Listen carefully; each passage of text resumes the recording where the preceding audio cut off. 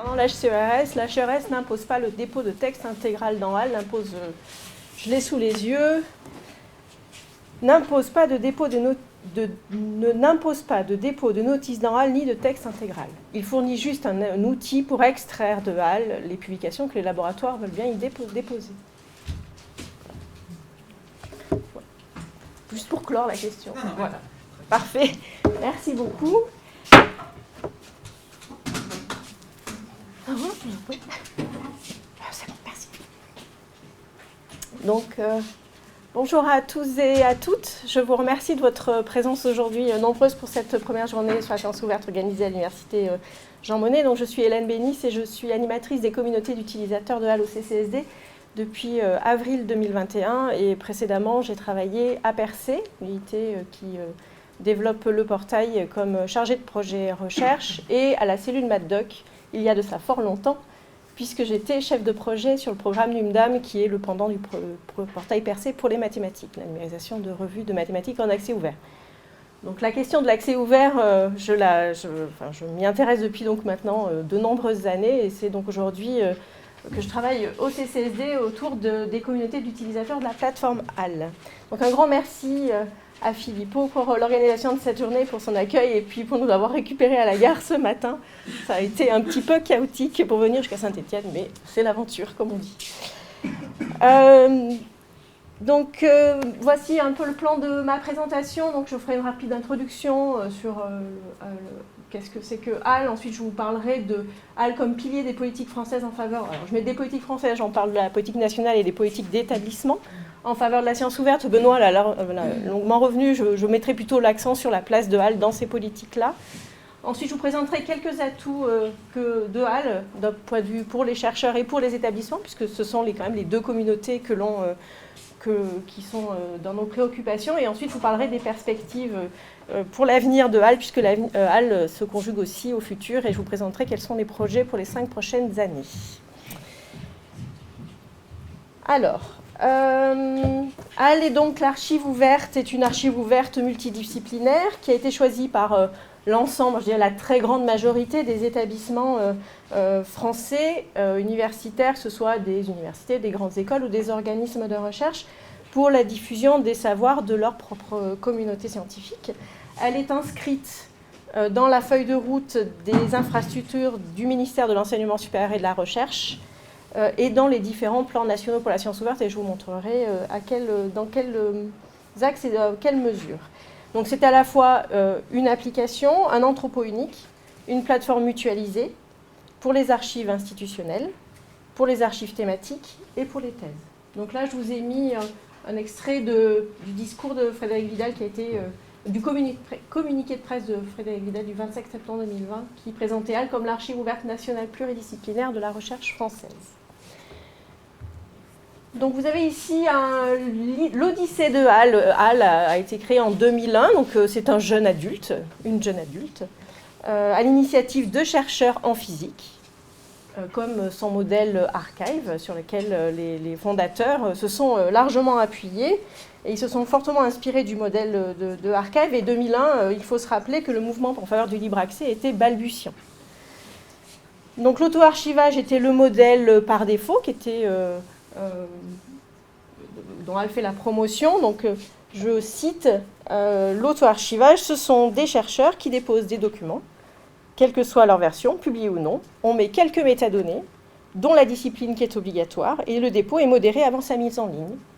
Le principe du non-retrait du document mis en ligne dans l'archive ouverte vient aussi de Archive. C'est en ces termes-là qu'était défini l'auto-archivage par les fondateurs de HAL. Donc HAL, c'est une archive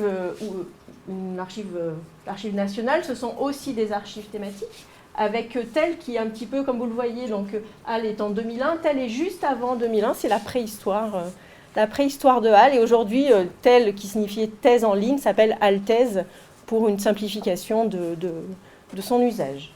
Ensuite est apparu, au tournant des années 2000, HAL SHS, pour accompagner les communautés de cette discipline-là vers la prise en compte du libre accès, des archives ouvertes, parce que pour peut-être à l'époque un chercheur en histoire ou en littérature, en philosophie, se retrouver déposer un article au milieu d'articles de physique, de chimie ou de mathématiques, c'était peut-être un petit peu compliqué. Donc a été proposée cette archive thématique à l'SHS spécifiquement dédiée aux articles, aux publications de ces disciplines-là. Ensuite, il y a eu en 2010 Médial, qui est en fait une archive ouverte dédiée aux ressources iconographiques au départ, et puis ensuite les vidéos. Donc pour permettre ces types de documents-là, ces types de productions-là, de trouver sa place au sein de l'archive ouverte. Donc on peut parler d'une longue histoire de HAL, donc 20 et quelques années. Tout ça pour vous dire que HAL était au départ donc une archive ouverte, et aujourd'hui c'est devenu une infrastructure nationale. Et il y a plusieurs événements tout au long de son histoire qui a amené à justement le fait que HAL soit aujourd'hui une infrastructure nationale. Donc vous pouvez le voir, en 2006, il y a eu un protocole d'accord inter-établissement qui a été signé pour une approche coordonnée de l'archivage ouvert de la production scientifique, et qui a fédéré la grande majorité des universités françaises et des organismes de recherche. Et ça a renforcé et accéléré le développement des archives ouvertes en France. Ensuite, on peut aussi noter, en 2013, une convention interétablissement qui a actualisé l'accord de 2006 et qui a confirmé le rôle national de HAL. Donc HAL est devenu vraiment central dans le paysage national. Et en 2016, HAL a été reconnu comme infrastructure de recherche donc par le ministère de l'Enseignement supérieur et de la Recherche, et inscrit dans la feuille de route, et qui a confirmé donc le rôle national de HAL. En 2021, toujours dans cette idée d'une transformation en infrastructure nationale, quelque part par là, le HAL HAL est devenu HAL+. Et en fait, HAL+, est aussi une infrastructure de recherche reconnue par le ministère. Et par HAL+, on a HAL+, Epicence et ScienceConf, qui apportent donc des services complémentaires à HAL et qui sont développés également par l'unité, par le CCSD, l'unité à laquelle j'appartiens. Donc vous voyez que l'histoire de HAL, elle n'est pas toute neuve, qu'elle a été au départ conçue par des chercheurs pour des chercheurs. C'était vraiment l'idée initiale. Aujourd'hui, c'est devenu une infrastructure nationale. Et à la date d'hier, on peut compter 1 170 277 documents en texte intégral, ce qui en fait une source majeure et importante pour la recherche et pour la consultation de documents. Donc, HAL, pilier des politiques sciences ouvertes en France. Alors, là, j'ai repris quelques éléments qu'a présenté déjà Benoît. Alors, je vais faire des focus sur des éléments en particulier pour vous dire que on a effectivement en France un environnement qui est extrêmement favorable en matière pour la science ouverte. On l'a vu avec un cadre juridique qui nous aide aussi et qui nous permet de nous positionner sur la science ouverte. Quelques mots sur le premier plan national pour la science ouverte, qui fait donc de l'ouverture des publications scientifiques la pratique par défaut, et qui inscrit en toutes lettres que les publications seront obligatoirement mises à disposition en accès ouvert, soit par dépôt dans une archive ouverte publique comme HAL ou par d'autres biais. Ça, c'était en 2018. HAL était vraiment inscrit dans ce plan national. Et par ailleurs, également, toujours dans ce premier axe qui était de généraliser l'accès aux publications scientifiques, le rôle central de l'archive ouverte HAL sera confirmé. Deuxième plan national pour la science ouverte en 2021, toujours également, le rôle central de HAL est souligné et il est également mentionné une collaboration renforcée entre HAL, Recherche DataGouv, qui est donc la nouvelle plateforme pour la gestion des données au niveau national, le secteur de l'édition scientifique et Software Heritage pour la partie des codes sources et des logiciels.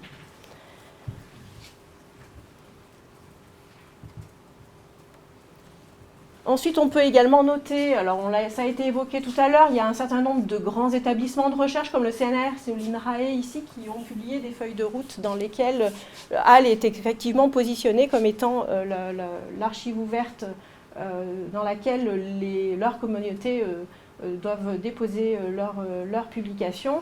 L'ANR, de son côté, se positionnant, et ça, il en a été question tout à l'heure, en mars 2022, demandant à ce que les publications scientifiques financées dans le cadre d'appels à projets, notamment par l'ANR, mais par d'autres agences de financement comme l'ANSES ou l'ADEME, celles qui sont inscrites, qui font partie de ce réseau des agences de financement, c'est écrit là, demande le dépôt des publications scientifiques dans l'archive ouverte nationale HAL ou par l'intermédiaire d'une archive ouverte institutionnelle locale. Donc là, on est vraiment sur un environnement politique qui est extrêmement favorable, avec des convergences de positions qui poussent qui incitent fortement les chercheurs à déposer leurs publications dans HAL.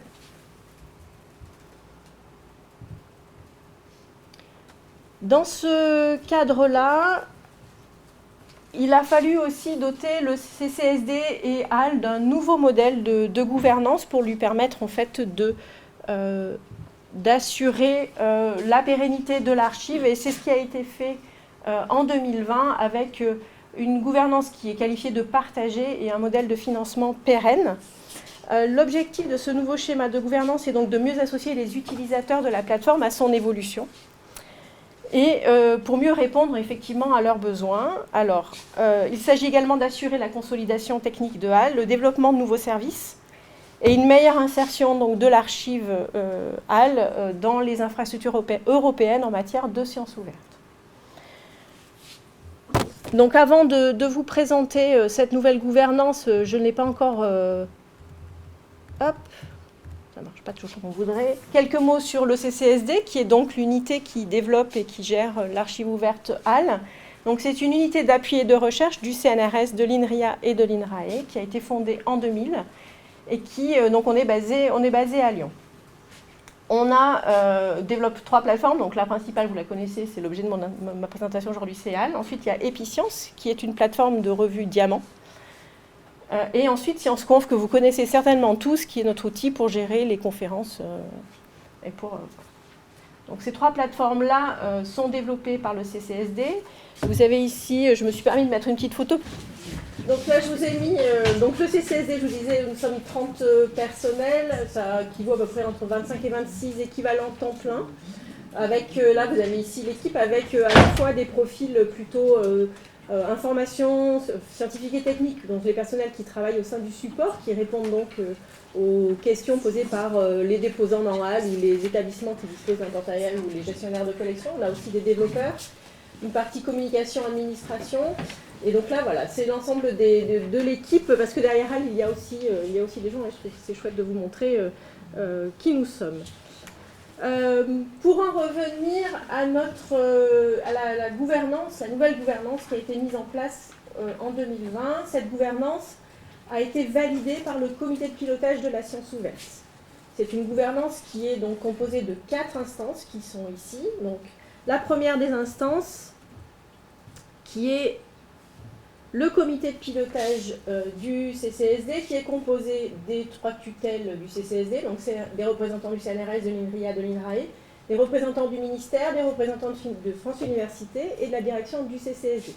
C'est l'instance qui définit la stratégie globale du CCSD et qui arbitre sur les axes prioritaires. Donc c'est vraiment une instance de pilotage et de décision. Donc ça, c'est cette instance-là qui se réunit entre 3 et 4 fois par an.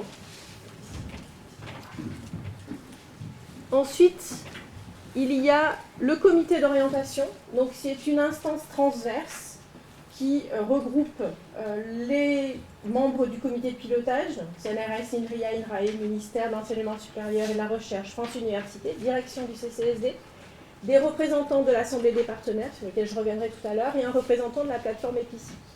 Donc ça, c'est une instance qui débat de grandes orientations pour le CCSD et pour HAL en particulier, sur la base des remontées de besoins des utilisateurs des différentes plateformes. Et c'est une instance qui se réunit également entre 3 et 4 fois par an en amont du comité de pilotage du CCSD.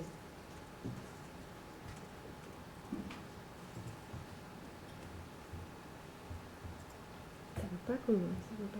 Ensuite, pour ce qui est de l'ouverture à l'international tout à l'heure, je vous le disais, on a une des ambitions de cette gouvernance, c'est d'inscrire en fait le CCSD et HAL de le positionner au niveau des infrastructures européennes de la science ouverte et même plus globalement, L'idée est d'abord donc, un conseil scientifique international qui est composé de personnalités qualifiées en matière de sciences ouvertes, soit des experts français ou internationaux, et dont l'objectif est de formuler des avis et des recommandations sur la base des expériences menées par ailleurs à l'international ou au niveau européen, et de contribuer ainsi à la veille scientifique et technologique et à la visibilité internationale des programmes portés par le CCSD. Donc cette instance est la dernière à avoir été mise en place l'année dernière, et donc elle est dans une phase d'installation, et elle commence à la débuter ses travaux, et on en saura certainement un peu plus d'ici la fin de cette année.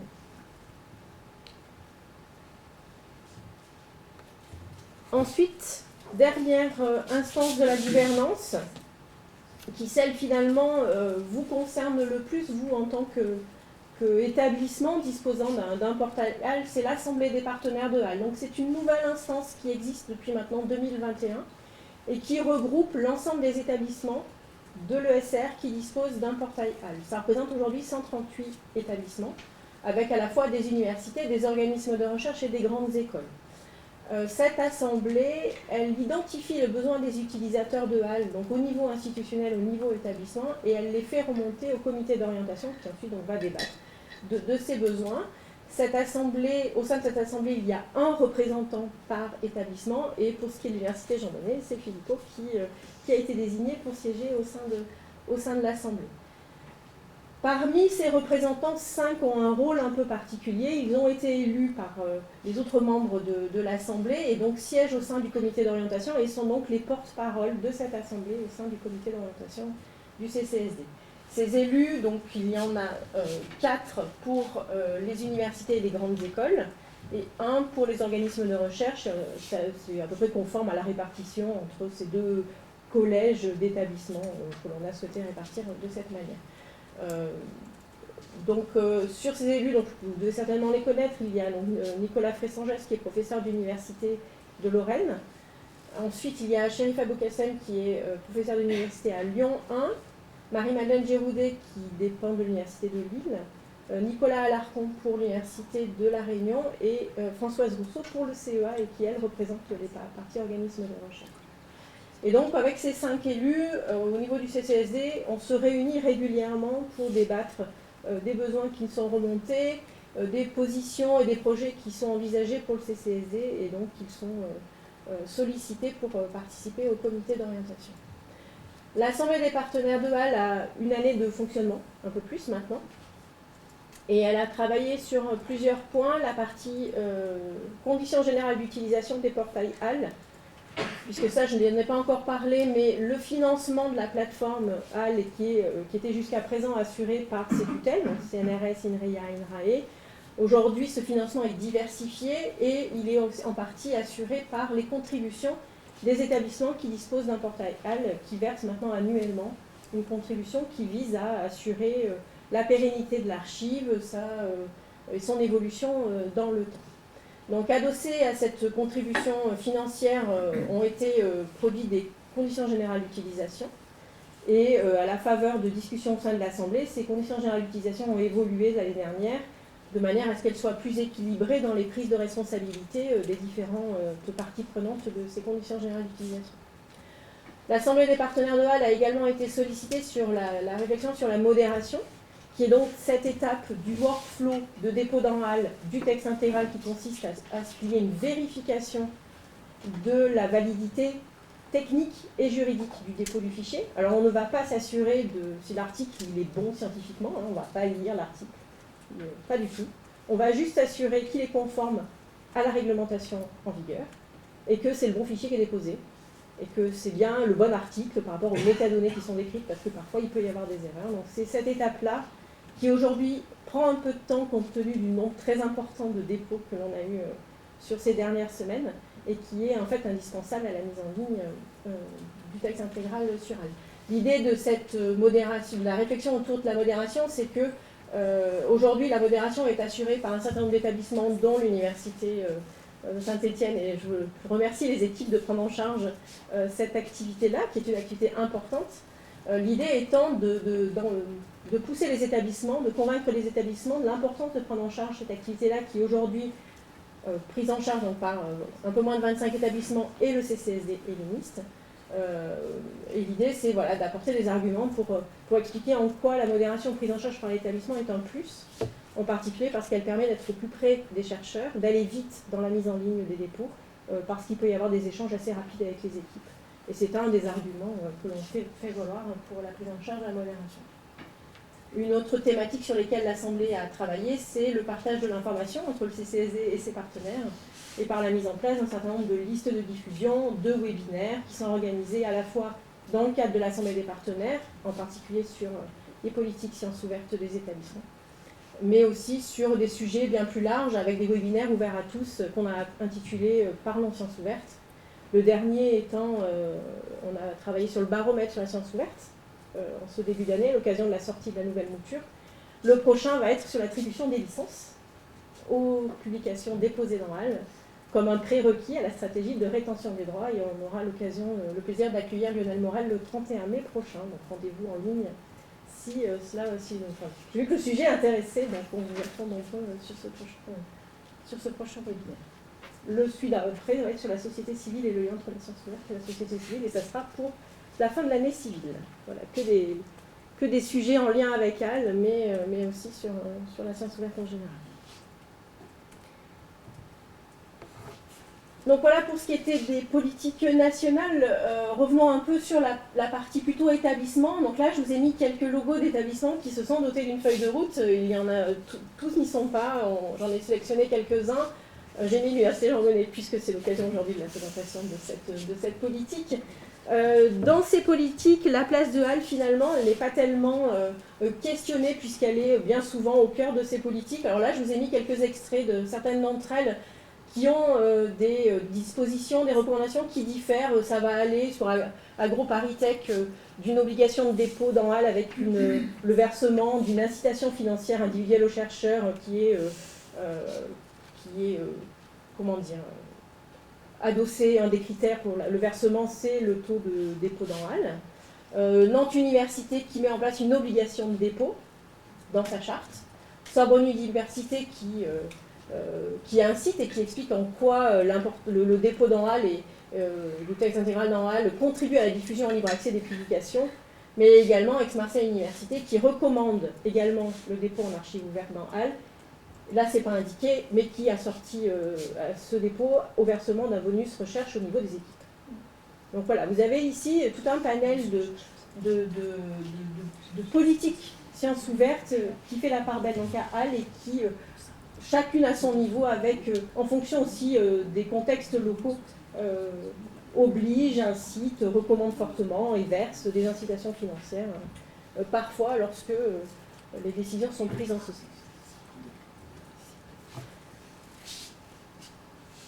Un autre élément également pour vous parler le fait que HAL est vraiment au cœur de toutes ces politiques, mais HAL est finalement, on n'est pas tout seul, isolé, et on est au cœur d'un vaste réseau de partenaires, et vous avez ici un certain nombre de partenaires avec lesquels on travaille de manière régulière. On peut citer par exemple Software Heritage dans les infrastructures de recherche ou Recherche DataGouv. Donc Software Heritage parce qu'on peut déposer dans HAL des logiciels qui sont ensuite poussés vers Software Heritage, ou inversement, c'est-à-dire qu'on va récupérer depuis Software Heritage les métadonnées des logiciels qui y sont déposés. Donc on a une relation qui est très étroite avec cette archive, qui est assez ancienne maintenant. Avec Recherche DataGouv, l'idée c'est de voir comment, à l'avenir, on va pouvoir faire le lien entre la publication et la donnée, qui va être déposée dans Recherche DataGouv. Et on en discutera plus tard, mais ça fait l'objet d'un groupe de travail, d'un work package, du projet Alliance que je vous présenterai dans les perspectives. Sur l'ANR, on en a déjà longuement parlé. On travaille également avec COAR, qui est une association internationale qui regroupe les archives ouvertes.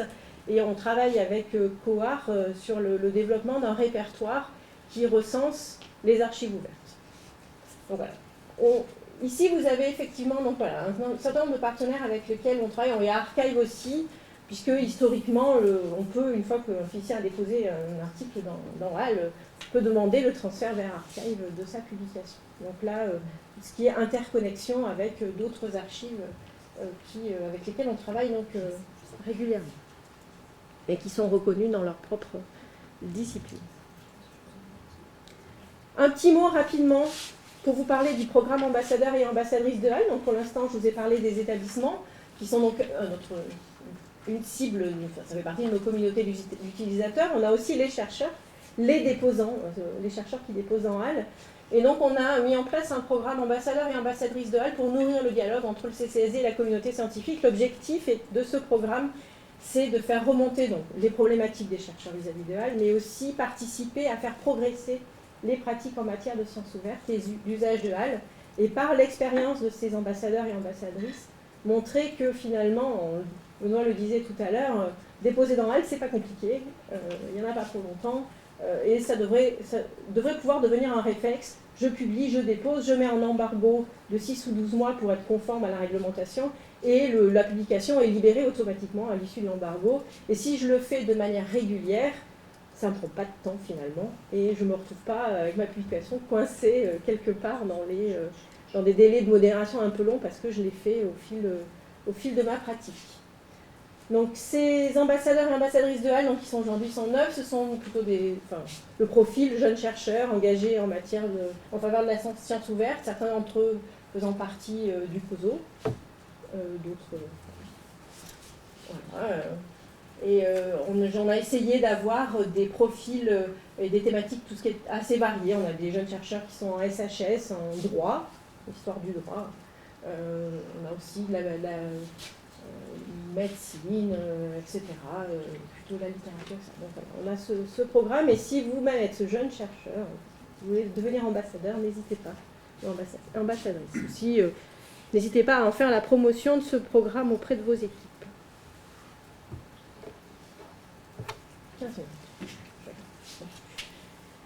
Je vais maintenant passer aux atouts de HAL pour les chercheurs et les établissements. Donc là, je vous ai présenté de quelle manière HAL s'insérait dans la politique nationale, dans les politiques des établissements. Maintenant, d'un point de vue pratico-pratique, qu'est-ce que propose la plateforme comme services et fonctionnalités qui sont bénéfiques pour le quotidien de ses utilisateurs?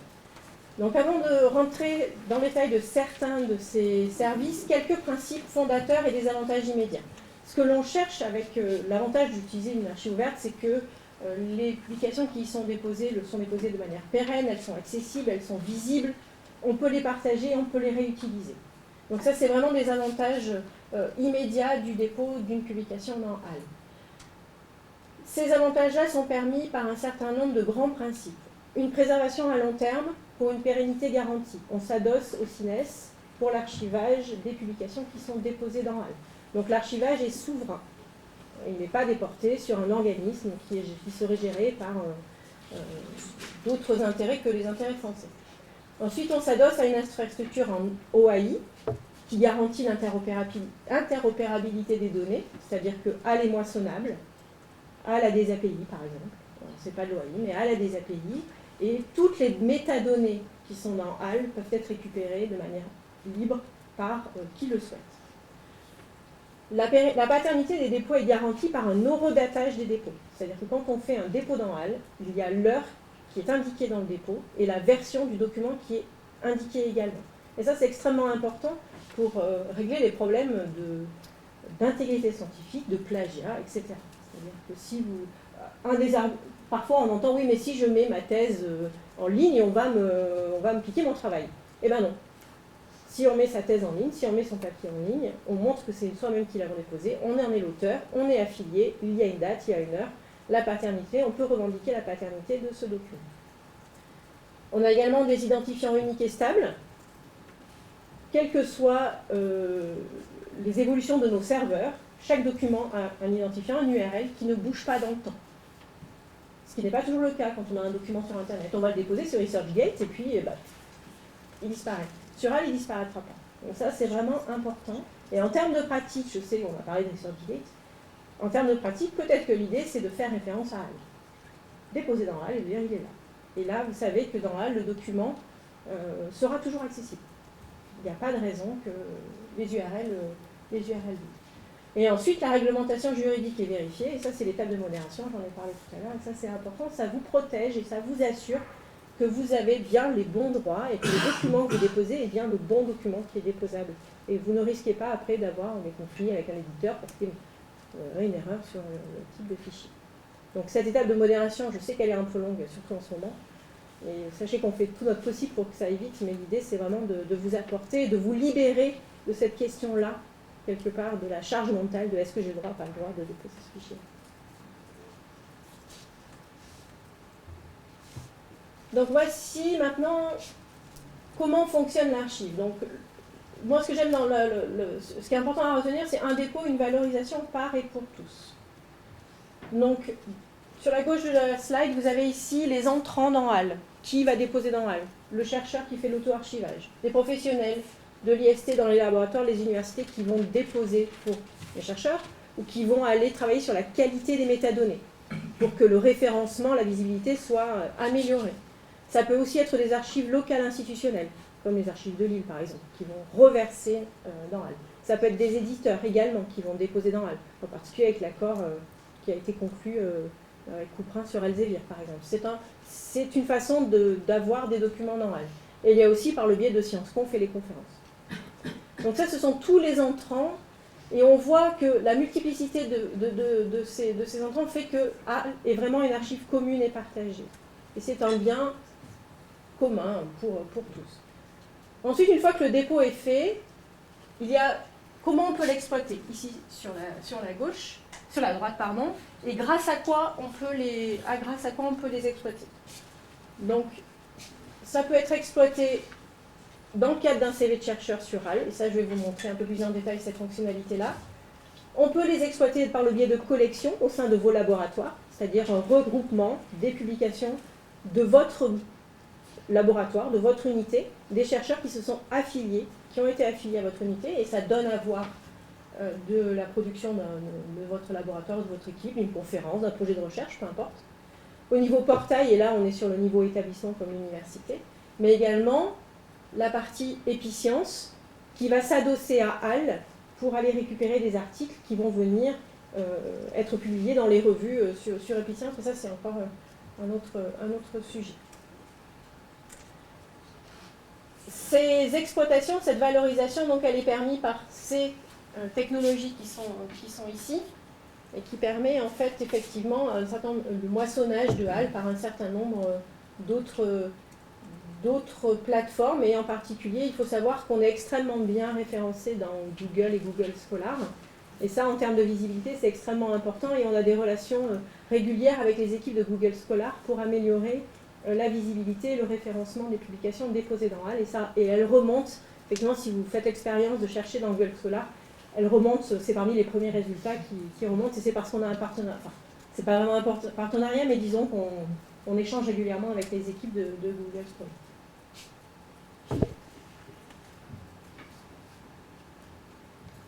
Donc pour la partie chercheur, il y a des choses qui ont évolué dans HAL. On pourrait considérer aujourd'hui que c'est un entrepôt unique pour gérer ses publications. Vous pourriez le voir comme votre cloud quelque part. Parce qu'en fait, une fois que vous avez déposé vos publications, vous créez un compte dans HAL, ça demande un login et un mot de passe, une adresse mail, ça demande 3 minutes, même pas.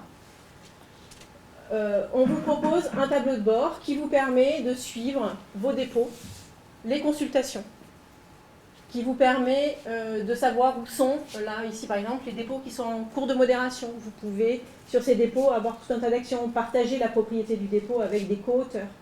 Vous pouvez retravailler les métadonnées si vous le souhaitez. Et vous pouvez également avoir votre CV. Et donc cet espace-là, voilà, je trouve que justement, c'est Amandine Wattier-Bricou, qui est une de nos ambassadrices, qui a dit « Pour moi, c'est mon cloud ». Donc, vous déportez sur HAL, finalement, l'hébergement, l'archivage, le stockage de vos publications, et vous en donnez l'accès par celui. Un des services, on l'a vu, je vous l'ai montré tout à l'heure dans le tableau de bord, c'est le fameux CV HAL. C'est un point d'entrée dans HAL. Il faut savoir que lorsque vous déposez une publication dans HAL, vous créez un compte et on vous donne l'opportunité de vous créer un CV. Et ce CV, c'est une page qui va afficher de façon dynamique vos publications dans HAL. Ça, c'est typiquement le CV d'Amandine, où elle a mis toutes ses publications. Et on voit ici que ça va regrouper ces publications. Et ce qui est assez intéressant, c'est qu'il y a un certain nombre de fonctionnalités qui sont associées à ce CV. Les publications sont recherchables. Vous pouvez ici, alors c'est pas très là, mais vous pouvez faire des exports de vos publications pour les importer dans d'autres documents. Là, vous pouvez faire des facettes, donc des filtres. Ici, alors, vraiment, la capture d'écran est très mauvaise, je suis navrée. On peut donner à voir des publications qui sont déposées dans le cadre de projets financés, des projets européens ou des projets financés par l'ANR. Donc ces facettes-là et cette partie-là du CV, c'est vraiment, on peut vraiment vous en servir pour valoriser vos publications, pour postuler. Vous pouvez très bien faire un lien pour les jeunes chercheurs. Hein.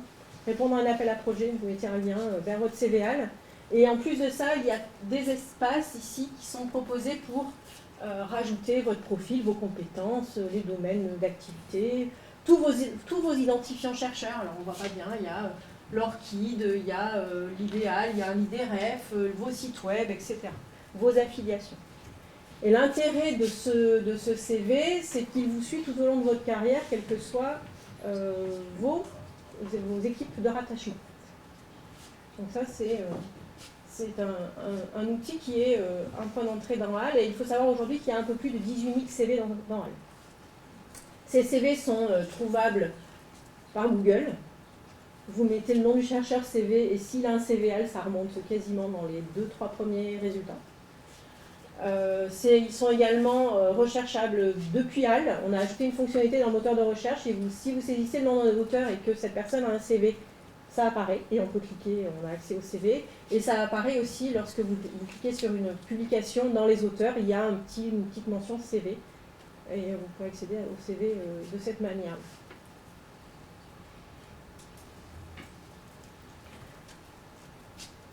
Tout à l'heure, là, j'ai entendu une discussion en arrivant ce matin sur le fait que oui, mais HAL, c'est français. HAL, effectivement, c'est l'archive ouverte de la recherche française. Mais HAL, c'est plus de 60% des consultations qui proviennent hors de France. HAL, c'est simplement, en fait, le reflet de la dynamique et de la science en France, puisque ce sont les publications qui sont faites. Bon, il y a des publications avec un seul auteur, mais quand il y a des co-auteurs, ce sont des co-auteurs qui viennent d'institutions étrangères. Et donc, ça reflète aussi cette activité-là et cette science-là. Donc, HAL, c'est la recherche française, c'est l'excellence de la recherche française, et c'est 60% de consultations qui sont hors de France. Voilà. Et ça, je pense qu'on le sait passer. C'est plus de 117 millions d'événements de consultation, de téléchargement et de consultation en ligne de documents.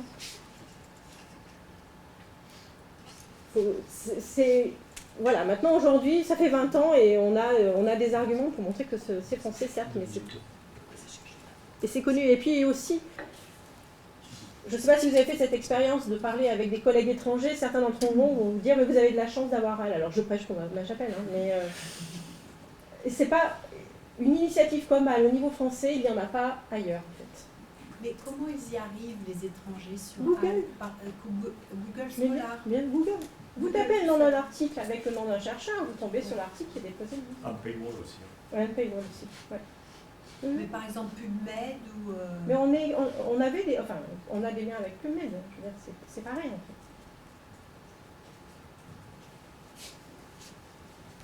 Sachez aussi que plus de 60%, quasiment 70% des documents de HAL sont en anglais.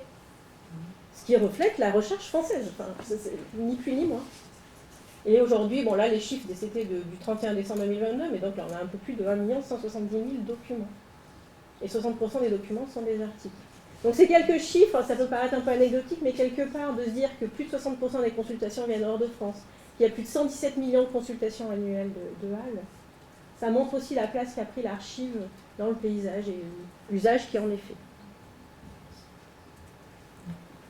Revenons maintenant sur la question des collections. Alors je vais aller vite.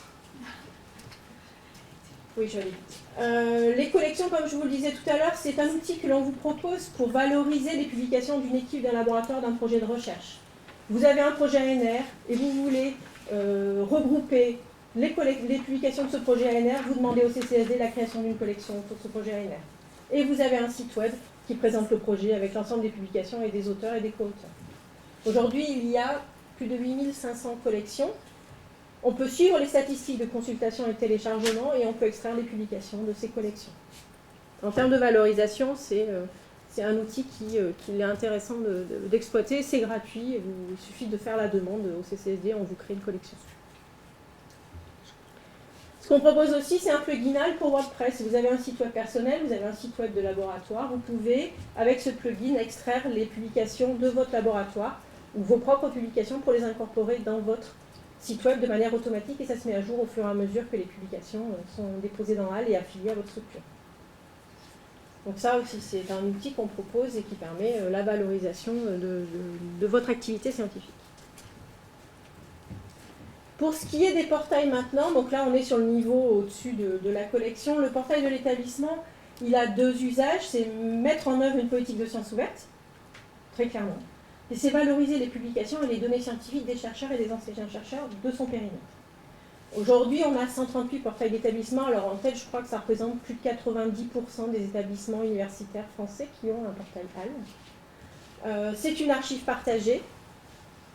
Les publications peuvent être déposées soit directement dans votre portail, soit dans le portail HAL, peu importe. Du moment qu'il y a une affiliation d'un auteur qui correspond aux critères de votre portail, la publication remonte dans votre portail.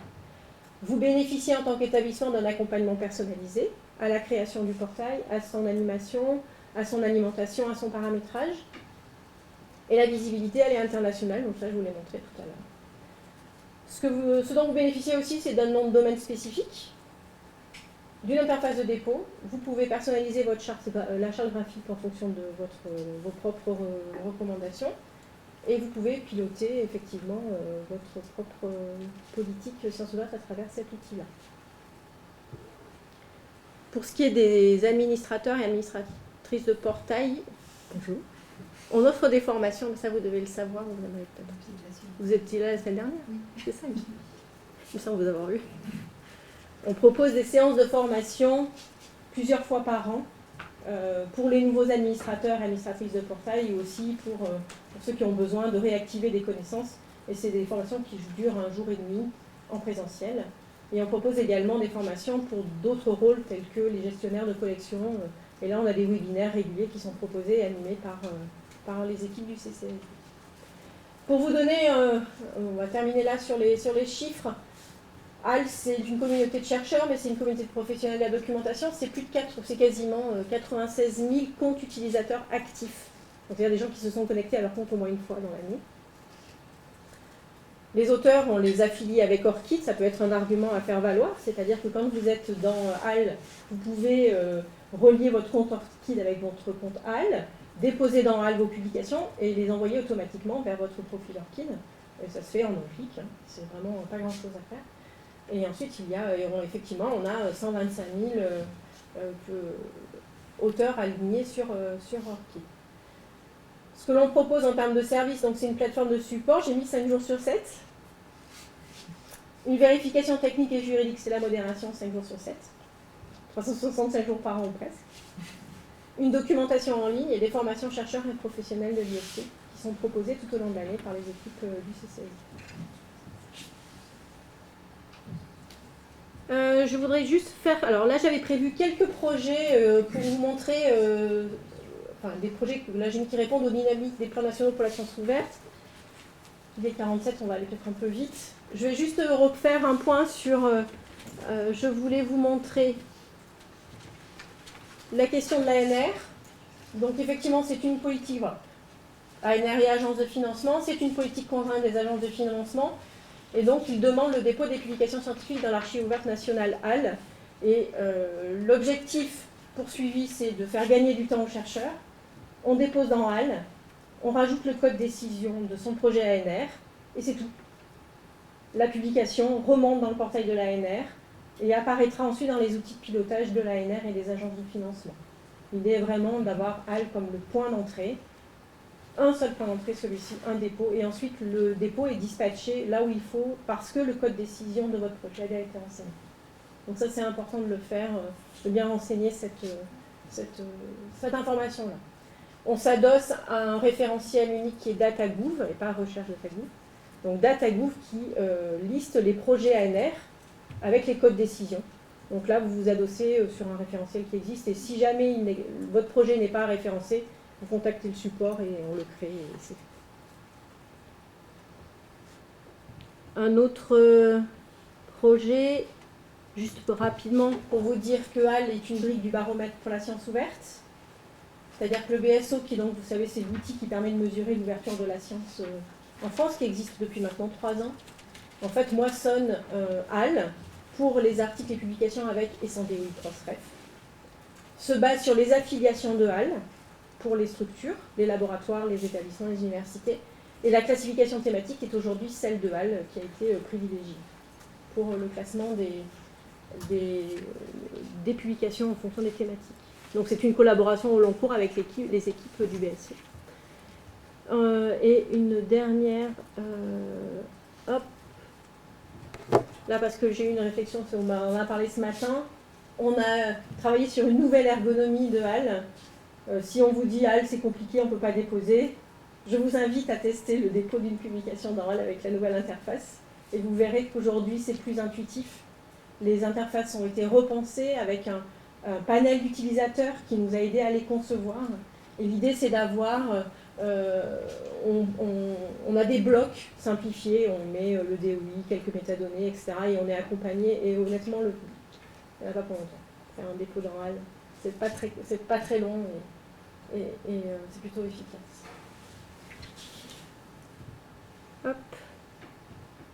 Des perspectives prometteuses. Alors, je vais terminer, j'en ai pour 5 minutes, sur le projet Alliance. Donc, comme je vous le disais, donc là, je vous ai présenté HAL tel qu'il est aujourd'hui. HAL, c'est aussi un futur, et ce futur, il s'écrit grâce au projet Alliance, qui est en fait un projet qui a été financé par Equipex Plus, et qui va durer 5 ans et demi, et qui est un projet qui est ambitieux parce qu'en fait, il vise une refonte des services de HAL, et en particulier une refonte du code, pour une meilleure stabilité de ce code, une meilleure pérennité. Donc on a obtenu un financement conséquent. Le projet donc, va durer 5 ans et demi, il a commencé l'année dernière, et c'est un consortium de partenaires autour du CNRS, de l'INRIA et de l'INRAE. Plusieurs objectifs: ouverture du code et mise à jour de l'infrastructure matérielle. Donc ça vise à avoir de meilleures performances quand vous consultez la plateforme. On sait que parfois c'est lent, on sait, et on va faire en sorte que ça soit plus rapide quand vous consultez la plateforme. On va avoir de l'interopérabilité d'import, avec de la collecte ciblée, proposer aux chercheurs des publications qui auront été trouvées dans d'autres archives, dans d'autres plateformes, et que le chercheur dise oui, non, je veux bien que ce soit déposé, etc. Articuler les publications, les données, les codes sources, et accompagner les communautés d'utilisateurs. Voilà. Écoutez, je vous remercie, et puis je renouvelle les vœux de Benoît pour qu'on... j'espère que vous serez convaincus que la science ouverte est la pratique de l'avenir. Elle deviendra votre quotidien aussi. Merci.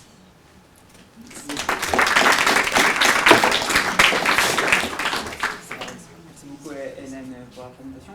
Des questions? Désolée, c'est une question un peu idiote, mais Non, je vous en moi je suis une CERM et ils nous demandent, ils font les analyses bibliographiques sur les numéros, vous dites Orchid, je ne sais pas comment on dit, voilà, uniquement. Est-ce qu'on peut passer facilement enfin, c'est pas tout à fait les mêmes documents qu'il y a sur Orchid et HAL, mais est-ce qu'on peut passer vous avez dit de HAL vers Orchid, mais dans l'autre sens? Alors, ce qu'il est possible de faire, c'est de se connecter à HAL avec votre compte Orchid. Oui. Donc ça, c'est possible. Une fois que vous avez lié vos deux comptes, ça c'est possible. Pour moi, pour moi, la bonne pratique, c'est dans HAL vers Orchid, en fait. Oui, mais quand on a fait les choses à l'envers, alors comment on fait? Eh bien ça, honnêtement, il faut que je me renseigne ça. Ouais. J'ai en tête effectivement qu'on peut passer d'Orchid vers HAL, mais c'est pas assez clair, c'est pas très clair pour moi. Parce que moi, effectivement, le problème, dans Orchid, vous avez beaucoup de choses par exemple, des choses parues, qui peut-être ne sont pas dans HAL. Parce que dans HAL, vous avez pu mettre une pré-publication. Et c'est ça. Après, élaborer dans Orchid. Donc, comme outil de référencement, moi j'utilise plutôt Orchid, et j'utilise HAL, l'opportunité d'exporter vers Orchid ce que j'ai dans HAL.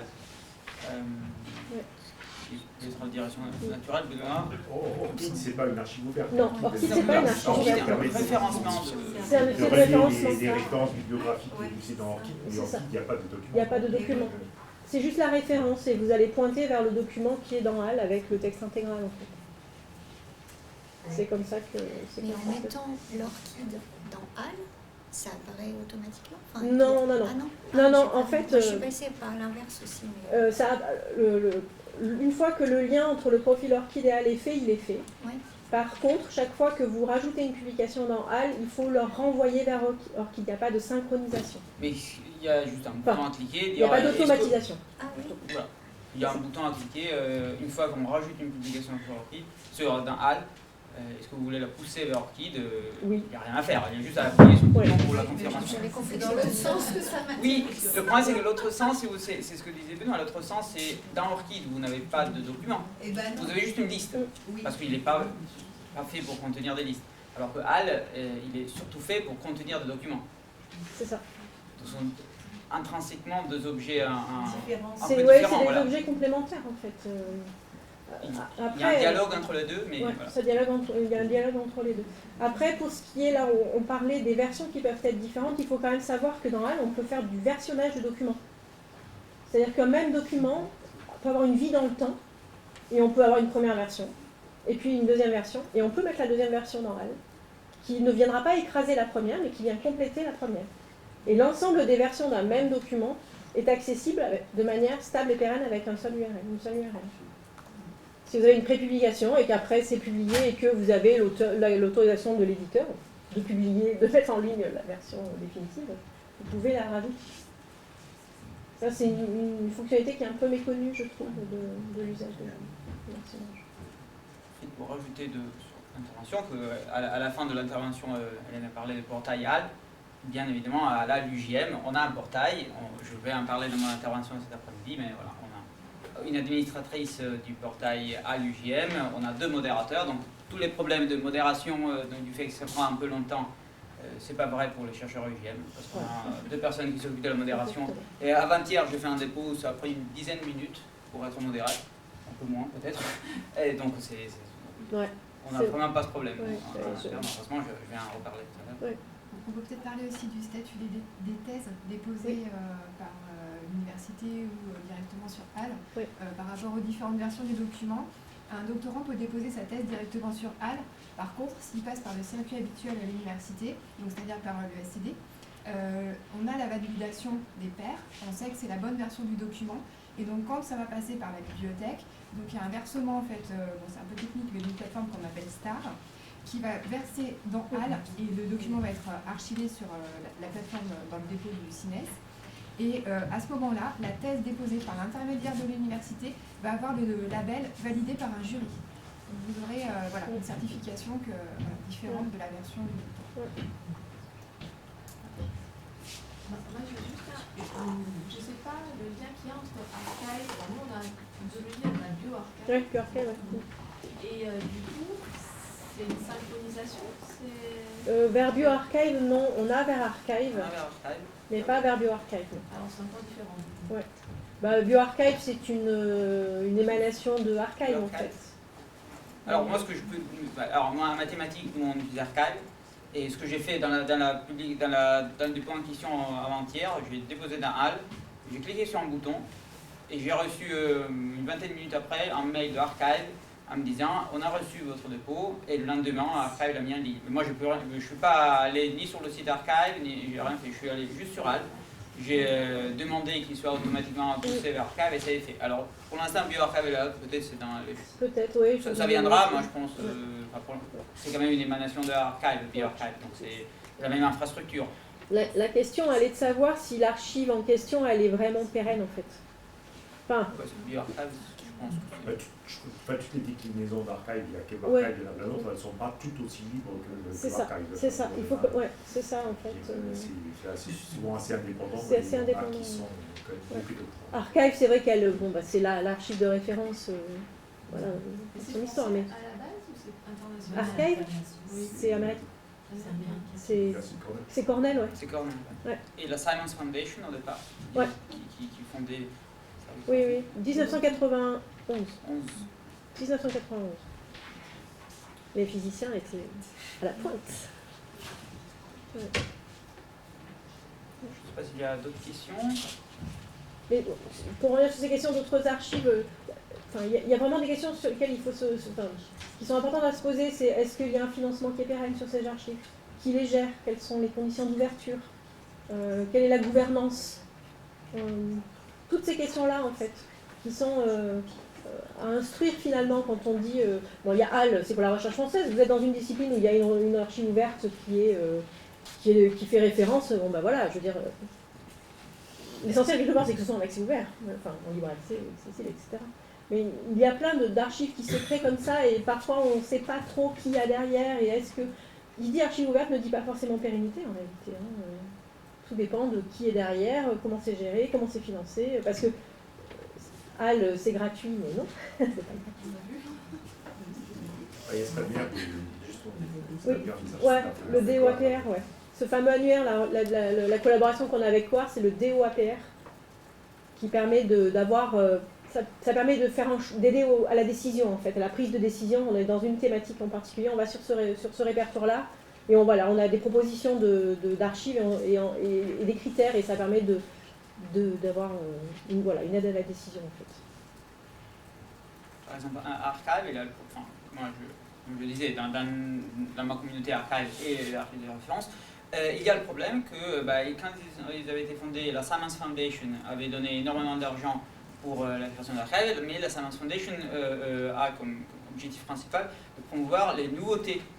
Et donc à ce moment, ils ont décidé, il y a 2 ans, de couper les fonds à archives. Parce que c'est une nouveauté, c'est établi.